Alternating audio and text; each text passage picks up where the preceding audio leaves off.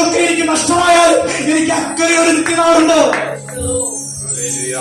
ലോകത്തിലെ അപ്പം കിട്ടാതിരിക്കുമ്പോ ഹൃദയം കലങ്ങുന്നുണ്ടെങ്കിൽ, ലോകത്തിലെ സമ്പാദ്യങ്ങൾ ലഭിക്കാതിരിക്കുമ്പോ ഹൃദയം കലങ്ങുന്നുണ്ടെങ്കിൽ ദൈവത്തിനെ വിളിച്ചു പറയുന്നു, ഇതൊന്നും കണ്ടല്ല നാം ഇറങ്ങിയത്, ഇതൊന്നും കാണുവാൻ വേണ്ടി അല്ല നാം ഇറങ്ങിയത്.